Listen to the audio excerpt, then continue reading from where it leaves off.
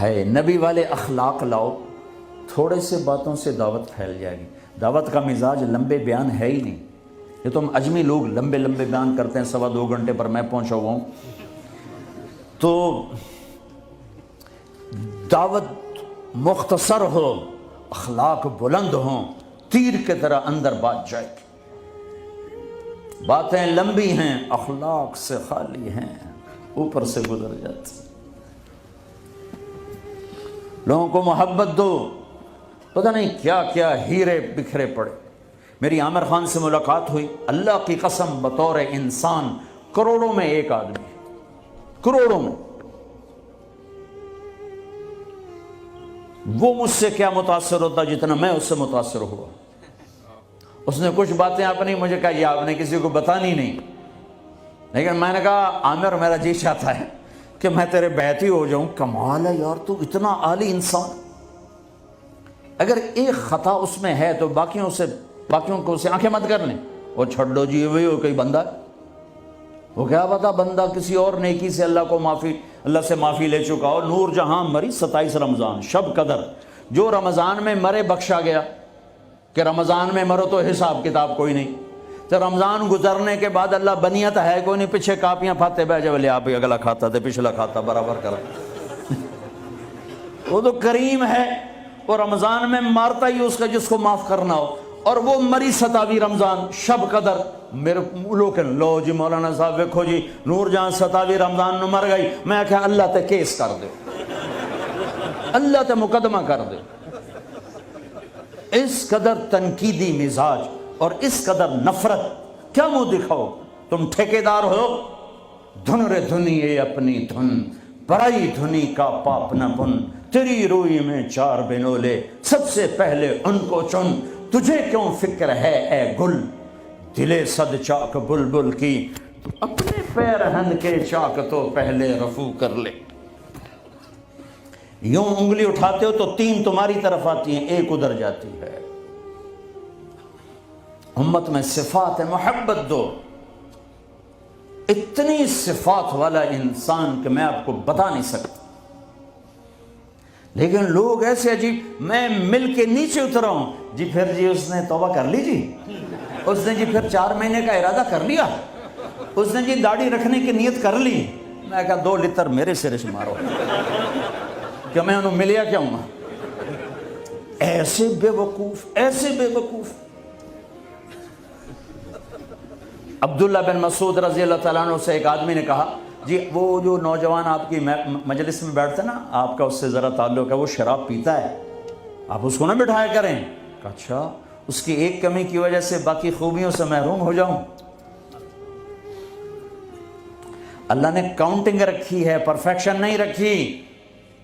اللہ نے کہا ہے 100 نمبر لوگے تو پاس کروں گا، اللہ نے کہا نیکیاں زیادہ ہوں گی گناہ تھوڑے ہوں گے، پاس کر دوں گا۔ میرے اپنے علاقے کا واقعہ، ایک زمیندار تھے بڑے، گالیاں بھی بہت دیتے تھے، ذکر بھی بہت کرتے تھے، یعنی یہ تو میں نے آپ نے سامنے دیکھا ہے، تصویر پڑھنا سبحان اللہ والحمد للہ، کسی نوکر تیری بنا، یعنی میں آنکھوں دیکھا بتا رہا ہوں۔ پھر دوبارہ دروش پڑھنا، پھر وہ فوت ہو گئے۔ وہ خواب میں کسی کو ملے، اس نے باقاعدہ سوال کیا، میاں صاحب آپ تو گالیاں بہت نکالتے تھے، آپ کے ساتھ کیا ہوا؟ کہا اللہ نے میرا ذکر اور گالیاں تولی، میرا ذکر بڑھ گیا، بخشش ہو گئی۔ بھائیو قدر کرو، قدر کرو۔ میں آپ کو یعنی اندر کے دیانتداری سے کہہ رہا ہوں، بطور انسان کمال انسان، اس کو دین کا کچھ پتہ نہیں۔ حج پہ کیسے آ گئے؟ ماں نے کہا تھا، میں نے کہا تجھے کوئی گفٹ کرنا چاہتا ہوں، تو اماں نے کہا بیٹا مجھے گفٹ نہیں چاہیے، مجھے حج کرا دو۔ حج پہ چل پڑ۔ 8 عورتیں خدمت کے لیے ماں کی، چار عورتیں ماں کی خدمت کے لیے، اور 8 نوکر ساتھ، پورے حج میں ماں کی ویل چیئر خود چلائی، کسی کو ہاتھ نہیں لگانی تھی۔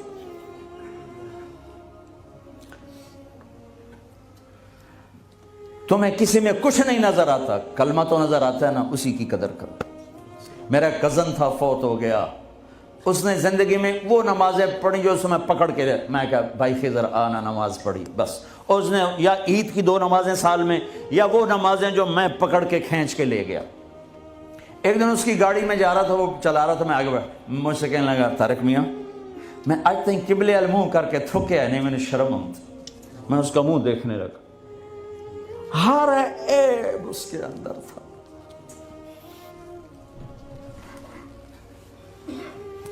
طارق میاں میں کدی قبلے المنہ کر کے تھکے نہیں، میں نے شرم آتی۔ پتہ نہیں اللہ کو کون سی ادا کسی کی پسند آ جائے۔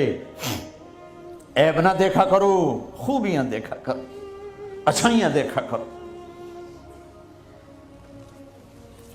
محبت ایک جادو ہے، جادو سر چڑھ کے بولتا ہے۔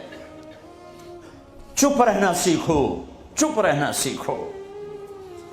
ایک واقعہ ہر جگہ سنایا، یعنی آخری بیان ہے اس سفر کا، اسی پر بیان ختم کروں گا۔ ہماری ایک دھوبن تھی ماسی شریفہ، ماسی شریفہ مشہور ہو گئی پورے برطانیہ سے۔ سن 85 میں مری تھی، ہمارے کپڑے دھوتی تھی، تو آ گئی میری بہن کے پاس، کہنے لگی بی بی اے میری نوما میرے نال بڑا لڑدیاں، لڑتی خود تھی، تو میں نے کوئی تلیز دے اس ساریاں میری نوکر بن جاؤں۔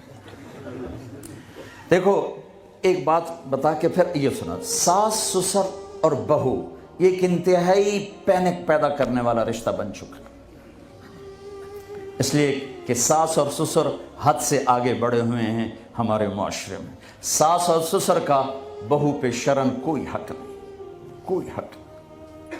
وہ پہلے سے ذہن بنا کے بیٹھے ہوتے ہیں، پتر دی شادی کرنی، سانو کو روٹی تک کھواوے، چاہ تک پیواوے، میرے ذمہ ہے میں اپنی ماں کے لیے چائے روٹی کا انتظام کروں، میری بیوی کے ذمہ نہیں ہے کہ ان کے لیے کچھ انتظام، اگر وہ کرے گی تو اس کی نیکی ہے، احسان ہے، نہیں کرے گی تو مجرم نہیں۔ ساس سسر کیسے حق ادا کرتے ہیں؟ میرے نبی بھی سسر ہیں۔ آپ حضرت فاطمہ کے گھر گئے تو وہ پریشان بیٹھی، آپ نے کہا فاطمہ کیا ہوا؟ کہ میری علی کی لڑائی ہوگی۔ اب جب لڑائی ہوتی ہے تو بچی کے ماں باپ بچی کے ساتھ، لڑکے کے ماں باپ لڑکے کے ساتھ، اور دونوں طرف سے گالم گلوچ، پھر مقدمے، پھر طلاقیں۔ تو میرے بھائیو لمبی بات ہو گئی، میں آخر میں عرض کرتا ہوں کہ آؤ آج ہم اللہ سے صلح کر کے اٹھیں۔ ماشاءاللہ سب نوجوانوں کی فصل ہے، سب خوبصورت نوجوان بیٹھے ہوئے ہیں۔ میں آپ سب نوجوانوں سے کہتا ہوں، جو دوسرے میرے بھائی بیٹھے ہیں ان سب سے، جو باہر بیٹھے ہیں ان سے، کہ آج تک جو ہوا یا اللہ معاف کر دے، اور آئندہ ہم توبہ کرتے ہیں، تیری مان کے چلیں گے۔ کرتے ہو نیت توبہ کی؟ کرتے ہو نیت توبہ کی؟ میرے ساتھ کہو یا اللہ